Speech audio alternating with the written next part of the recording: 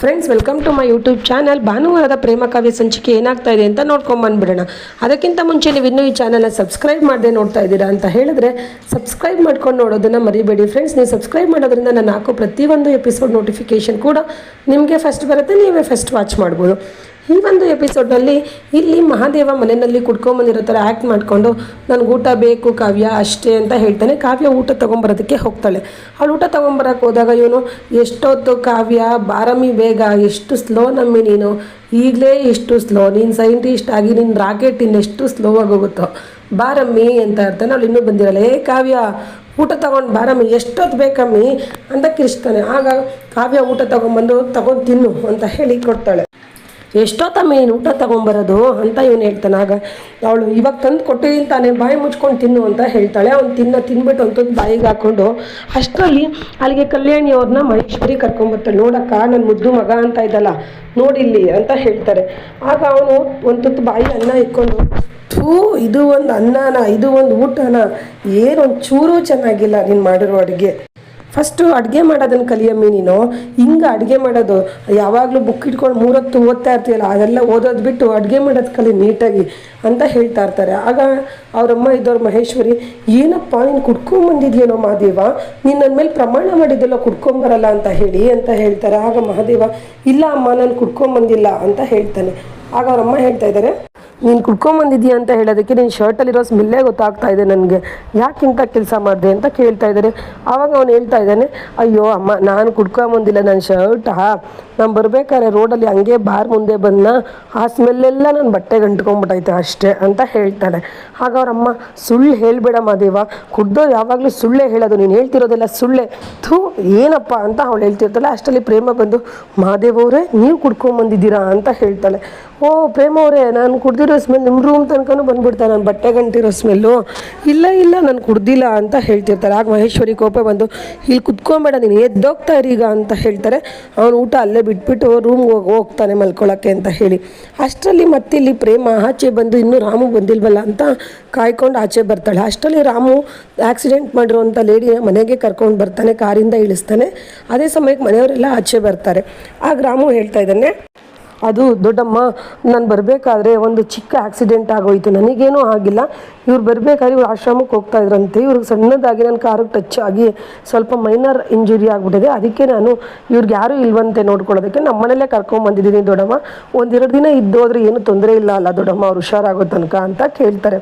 ಆಗ ಅವಳು ಹೇಳ್ತಾ ಇದ್ದಾಳೆ ಕಲ್ಯಾಣಿ, ತೊಂದರೆ ಏನೂ ಇಲ್ಲ ಅಪ್ಪ, ನೀನು ಹೇಳಿದ್ಮೇಲೆ ಆಯಿತು, ಹುಷಾರಾಗಿ 1-2 ದಿನ ಇಲ್ಲೇ ಇದ್ದು ಹೋಗಲಿ, ಏನೂ ತೊಂದರೆ ಇಲ್ಲ, ನಮ್ಮ ಮನೆಯಲ್ಲೇ ಇರಲಿ ಅಂತ ಹೇಳ್ತಾರೆ. ಆಗ ಆ ಆಕ್ಸಿಡೆಂಟ್ ಆಗಿರೋವಂಥ ಲೇಡಿ ಹೇಳ್ತಾ ಇದ್ದಾಳೆ, ಇಲ್ಲ ಅಪ್ಪ ನನ್ನನ್ನು ಆಶ್ರಮಕ್ಕೆ ಕರ್ಕೊಂಡೋಗಿ ಬಿಟ್ಬಿಡಪ್ಪ, ನಾನು ಅಲ್ಲೇ ಹೋಗ್ತೀನಿ ಅಂತ ಹೇಳ್ತಾ ಇದ್ದಾಳೆ. ಆಗ ಕಲ್ಯಾಣಿಯವ್ರು ಹೇಳ್ತಾ ಇದ್ದಾರೆ, ಇಲ್ಲಮ್ಮ ನನ್ನ ಮಗ ಹೇಳಿದ್ಮೇಲೆ ಆಯಿತು, 2 ದಿನ ಇಲ್ಲೇ ಇದ್ದು ಹೋಗಿ, ನಿಮ್ಗೇನಾದರೂ ಹಂಗೂ ಮುಜುಗರ ಆಯಿತು ಅಂದರೆ ಹುಷಾರಾದ ತಕ್ಷಣ ನಿಮ್ಮನ್ನು ಕಳಿಸ್ಕೊಟ್ಬಿಡ್ತೀವಿ ಬನ್ನಿ ಅಂತ ಹೇಳ್ತಾರೆ. ತದಾದ ನಂತರ ಕಲ್ಯಾಣಿಯವರು ಪ್ರೇಮಗೆ ಹೇಳ್ತಾ ಇದ್ದಾರೆ, ಪ್ರೇಮ ಇವ್ರಿಗೆ ಒಂದು ರೂಮ್ ಅರೇಂಜ್ ಮಾಡಿ ಇವರು ಇಲ್ಲೇ ಸ್ವಲ್ಪ ದಿನ ಇದ್ದು ರೆಸ್ಟ್ ಮಾಡಿ ಹೋಗಲಿ ಅಂತ ಹೇಳ್ತಾರೆ. ಸರಿ ಅಂದ್ಬಿಟ್ಟು ಪ್ರೇಮ ಕರ್ಕೊಂಡೋಗಿ ಅವ್ರ ರೂಮಲ್ಲಿ ಬಿಟ್ಬಿಟ್ಟು, ನೋಡಿ ಅಮ್ಮ ನನ್ನ ಹೆಸರು ಪ್ರೇಮ ಅಂತ, ನಿಮ್ಗೆ ಏನೇ ಬೇಕು ಅಂತ ಅಂದ್ರೂ ಕರೀರಿ, ರಾತ್ರಿಲೂ ಪರವಾಗಿಲ್ಲ, ನಾನು ಎದ್ದು ಓಡಿ ಬಂದುಬಿಡ್ತೀನಿ ಪ್ರೇಮ ಅಂತ ಹೇಳಿದ್ರೆ, ಆಯಿತಾ ರಾಮ್ ಇಲ್ಲಿಗೆ ಬಂದು ಟ್ರೀಟ್ಮೆಂಟ್ ಕೊಡ್ತಾರೆ, ನೀವೆಲ್ಲೂ ಬರಬೇಡಿ, ಇಲ್ಲೇ ಆರಾಮಾಗಿರಿ ಆಯಿತಾ ಅಂತ ಹೇಳ್ತಾರೆ. ಸರಿ ಅಮ್ಮ, ನಿನ್ನಂಥವ್ರು ಇರೋದಕ್ಕೆ ಈ ಭೂಮಿ ಮೇಲೆ ಇನ್ನೂ ಎಲ್ಲ ಚೆನ್ನಾಗಿರೋದಮ್ಮ ಅಂತ ಖುಷಿ ಪಡ್ತಾರೆ. ಸರಿ ಅಮ್ಮ, ನೀವು ಹಂಗೆಲ್ಲ ಮಾತಾಡಬೇಡಿ ಅಂತ ಹೇಳಿ ಪ್ರೇಮ ಅಲ್ಲಿಂದ ಹೊರಡ್ತಾಳೆ. ಹೊರಟ ತಕ್ಷಣ ಇಲ್ಲಿ ಹಿಂದೆಯಿಂದ ಮಹೇಶ್ವರಿ ಬಂದ್ಬಿಟ್ಟು ಚಿಟ್ಕಿ ಮಾಡಿಬಿಟ್ಟು, ಏನು ಈ ಮನೆಯಲ್ಲೇ ಆಗಲೇ ಬೇಡದೆ ಹೋಗಿರೋ ದಂಡ ಪಿಂಡಗಳು ಬೇಜಾನ್ ಬಿದ್ದಿದ್ದಾವೆ, ನನ್ನ ಮಗ ಏನೋ ಒಳ್ಳೆಯವನು, ಅವನು ಒಳ್ಳೆತನದಲ್ಲಿ ಕರ್ಕೊಂಬಂದಿದ್ದಾನೆ, ಇವತ್ತು ಒಂದು ನೈಟ್ ಇದ್ದು ಬೆಳಗ್ಗೆ ಆಗೋಷ್ಟರೊಳಗಡೆ ನೀನು ಮನೆ ಬಿಟ್ಟು ಖಾಲಿ ಮಾಡ್ಕೊಂಡು ಹೋಗ್ತಾ ಇರಬೇಕು ಅಷ್ಟೇ ಅಂತ ಹೇಳ್ತಾಳೆ. ಆಗ ಅವಳು, ಸರಿ ಆಯಿತು ನಾನು ಬೆಳಗ್ಗೆ ಆಗೋಷ್ಟರೊಳಗೆ ಇರಲ್ಲ ಅಂತ ಆ ಏಟಾಗಿರೋ ಅಂಥ ಲೇಡಿ ಹೇಳ್ತಾ ಇದ್ದಾಳೆ. ಆಗ ಅವಳು ಬ್ಯಾಗ್ ನೋಡ್ಬಿಟ್ಟು, ಏನಿದೆ ಇದು ಬ್ಯಾಗು ಇಷ್ಟೊಂದು ತುಂಬ್ಕೊಂಬಂದಿದ್ಯಾ, ಓಹೋ ಇಲ್ಲೇ ಜಾಂಡ ಊರಾಗ ಬಂದಿದ್ಯಾ, ನೀನೇನಾದರೂ ಹಂಗೆ ಜಾಂಡ ಊರಾಗ ಬಂದರೂ ತೆಗ್ದು ಹಿಂಗೆ ಬಿಸಾಕ್ಬಿಡ್ತೀನಿ ನಿನ್ನ ಬ್ಯಾಗ್ನ ಅಂತ ಹೇಳಿ ಆ ಬ್ಯಾಗ್ನ ಬಿಸಾಕ್ಬಿಡ್ತಾಳೆ, ಅವಳು ಬಟ್ಟೆ ಬ್ಯಾಗ್ನ. ಆ ಬಟ್ಟೆಲಿ ಆ ಬ್ಯಾಗಲ್ಲಿರೋವಂಥ ಬಟ್ಟೆ ಎಲ್ಲ ಚೆಲ್ಲೋಗುತ್ತೆ, ಹುಷಾರು ನಾಳೆ ಬೆಳಗ್ಗೆ ಆಗೋಷ್ಟೊಳಗೆ ಇಲ್ಲಿ ಇರ್ಕೂಡ್ದು ಅಂತ ಹೇಳ್ತಾಳೆ. ಅವಳು ಸರಿ ಆಯಿತು ಅಂತ ಹೇಳಿಬಿಟ್ಟು ಸುಮ್ಮನೆ ಹಾಕ್ತಾಳೆ, ಪಾಪ ಹೇಟಾಗಿರೋವಂಥ ಲೇಡಿ. ಹಾಗಂತ ಹೇಳಿದ್ಮೇಲೆ ಬ್ಯಾಗಲ್ಲಿರೋ ಬಟ್ಟೆ ಎಲ್ಲ ಕೆಳಗಡೆ ಚೆಲ್ಲೋಗ್ತಾವೆ. ಅವಳು ಬಿಸಾಕಿ ಹೋಗಿದ್ಮೇಲೆ ಆ ಬಟ್ಟೆ ಎಲ್ಲ ಎತ್ತಿಕೊಂಡು ಅವಳು ಆ ಫೋಟೋ ನೋಡ್ಕೊಂಡು ಅಳ್ತಾ ಇದ್ದಾಳೆ. ನೋಡಿರಿ, ನನ್ನ ಬಿಟ್ಟೋದ್ಮೇಲೆ ಅವ್ರ ಯಜಮಾನ್ರ ಫೋಟೋ ಬೇರೆ ತಂದಿರ್ತಾಳೆ ಅವಳು ಆ ಬ್ಯಾಗಲ್ಲಿ, ನೀವು ಬಿಟ್ಟೋದ್ಮೇಲೆ ನನ್ನ ಪರಿಸ್ಥಿತಿ ಹೆಂಗಾಗೋಗಿದೆ, ಈ ಕಡೆ ಸಾಯೋಕ್ಕೂ ಆಗ್ತಾಯಿಲ್ಲ ಬದುಕೋಕ್ಕೂ ಆಗ್ತಾಯಿಲ್ಲ, ಸಾಯೋಣ ಅಂದರೆ ಧೈರ್ಯ ಇಲ್ಲ, ಏನು ಮಾಡಲಿ ಅಂತ ತುಂಬ ಹೇಳ್ತಾ ಇದ್ದಾಳೆ. ಮತ್ತಿಲ್ಲಿ ಕಲ್ಯಾಣಿಯವ್ರ ಕೂಡ ಅವ್ರ ಹಸ್ಬೆಂಡ್ ಫೋಟೋ ಇಟ್ಕೊಂಡು ಅಳ್ತಾ ಇದ್ದಾರೆ. ನೀವೇನಕ್ಕೆ ನೀವು ಇದ್ದಿದ್ದರೆ ನನಗೆ ಈ ಪರಿಸ್ಥಿತಿ ಬರ್ತಾ ಇಲ್ಲ. ಇವತ್ತು ನಿನ್ನ ಮಗ ನನಗೆ ಎಂಥ ಬೇಜಾರು ಮಾಡ್ದ ಗೊತ್ತಾ ರೀ. ಮಹಾದೇವ ಇವತ್ತು ಅವ್ನ ಶರ್ಟೇ ಹೇಳ್ತಾ ಇದೆ, ಅವ್ನ ಬಟ್ಟೆನೇ ಹೇಳ್ತಾ ಇದೆ ಕುಡಿದು ಬಂದಿದ್ದಾನೆ ಅಂತ. ಆದರೆ ಕುಡಿದು ಬಂದಿಲ್ಲ ಅಮ್ಮ ಅಂತ ನನ್ನ ಹತ್ರನೇ ಸುಳ್ಳು ಹೇಳ್ತಾ ಇದ್ದಾನೆ. ನೀವು ನನ್ನನ್ನು ಬಿಟ್ಟು ಹೋಗ್ಬಿಟ್ಟು ಈ ಮನೆ ಜವಾಬ್ದಾರಿ ಎಲ್ಲ ನನ್ನ ಮೇಲೆ ಹಾಕ್ಬಿಟ್ಟು ಹೋಗ್ಬಿಟ್ರಿ. ನನಗೆ ಇದನ್ನೆಲ್ಲ ನಿಭಾಯಿಸ್ಕೊಂಡು ಹೋಗೋದು ಎಷ್ಟು ಕಷ್ಟ ಆಗ್ತಾ ಇದೆ ಗೊತ್ತಾ ರೀ. ಏನೋ ಮಾಡ್ಕೊಂಡು ಹೋಗ್ತಾ ಇದ್ದೀನಿ. ನೀವು ಇದ್ದಿದ್ದರೆ ನಿಮ್ಮ ಮಗನಿಗೆ ಇನ್ನೂ ಒಳ್ಳೆ ಬುದ್ಧಿ ಕಲಿಸ್ತಾ ಇದ್ರು ಏನೋ ನನಗಿಂತ ಚೆನ್ನಾಗಿ. ಈಗ ನಿಮ್ಮ ಮಗ ನೋಡಿದ್ರೆ ಇಂಥ ಬುದ್ಧಿ ಕಲ್ತಿದ್ದೆ. ನಾನು ಯಾರ ಹತ್ರ ಹೇಳ್ಕೊಳ್ಳಿರಿ. ನಂಗೆ ತುಂಬ ಬೇಜಾರಾಗ್ತಾ ಇದೆ. ನಾನು ಈ ಮನೆಗೆ ಯಜಮಾನಿ, ಆದರೆ ನಾನು ಇಲ್ಲಿ ಒಂಥರ ಏಕಾಂಗಿ ಆಗ್ಬಿಟ್ಟಿದ್ದೀನಿ. ನನ್ನಷ್ಟು ನಾನೇ ಕೊರ್ಕೋತಾ ಇದ್ದೀನಿ. ನೀವು ಮಾಡಿ ತಪ್ಪು ರೀ, ನನ್ನನ್ನು ಬಿಟ್ಟೋಗಿ ನೀವೇ ಈ ಮನೇನ ಕಾಪಾಡ್ಕೊಬೇಕು ರೀ ದಯವಿಟ್ಟು ಅಂತ ಫೋಟೋ ಇಟ್ಕೊಂಡು ಅವಳು ಕೂಡ ತುಂಬಾ ಅಳ್ತಾ ಇದ್ದಾಳೆ.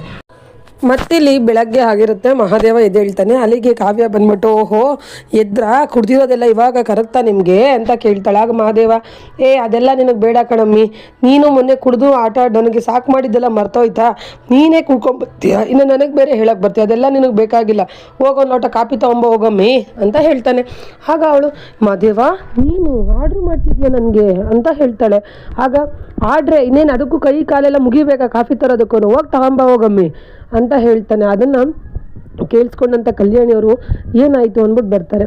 ಓಹೋ ರಾತ್ರಿ ನನ್ನ ಮೇಲೆ ಕಿರ್ಚಾಡಿದ್ದು ಸಾಕಾಯಿತು ಅಂತ ಹೇಳಿ ಈ ಕಾವಿನ ಮೇಲೆ ಕಿರ್ಚಾಡ್ತಾ ಇದೆಯಾ ನೀನು, ನೀನು ಇದನ್ನೇ ಕಳಿಸಿದ್ದು ನಾನು ಅಂತ ಹೇಳ್ತಾರೆ. ಆಗ ಅವನು ಇಲ್ಲ ಅಮ್ಮ, ನಾನು ಹಂಗೆಲ್ಲ ಮಾಡ್ತಾಯಿಲ್ಲ, ನಾನು ಕುಡ್ದಿಲ್ಲ ಅಮ್ಮ, ಇನ್ನೊಂದು ಸತಿ ಯಾವತ್ತೂ ನಾನು ಕುಡಿಯೋಲ್ಲ ಬಿಡಮ್ಮ, ನಾನು ಕೂಗಾಡ್ತಾ ಇಲ್ಲ ಅಮ್ಮ, ತಮಾಷೆಗಳ ಹತ್ರ ಮಾತಾಡ್ತಾ ಇದ್ದೆ ಅಷ್ಟೇ ಅಮ್ಮ ಅಂತೆಲ್ಲ ಸುಳ್ಳು ಹೇಳ್ಬಿಟ್ಟು, ಓ ಮದೇವ ನೀನು ತುಂಬ ಚೇಂಜ್ ಆಗಿದೆ, ಯಾಕೆ ಹಿಂಗೆ ಆಗಿದೆಯಾ ಕರೆಕ್ಟಾಗಿ ಹೇಳು ಮದೇವ ಅಂತ ಕಲ್ಯಾಣಿಯವ್ರು ಕೇಳ್ತಾ ಇದ್ದಾರೆ.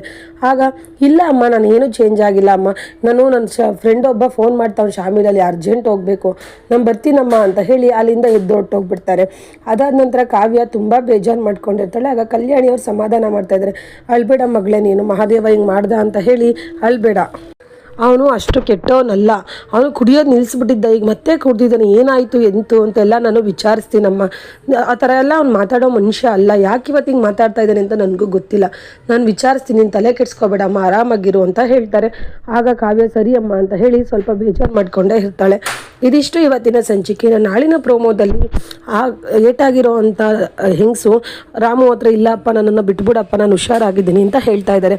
ಆಗ ರಾಮು ಇಲ್ಲ ಅಮ್ಮ ನೀವು ಇನ್ನೂ ಸ್ವಲ್ಪ ಹುಷಾರಾಗೋ ತನಕ ಇರಿ, ಆಮೇಲೆ ನಾನೇ ಬಿಟ್ಬಿಡ್ತೀನಿ ನಿಮ್ಮನ್ನು ಅಂತ ಹೇಳ್ತಾನೆ.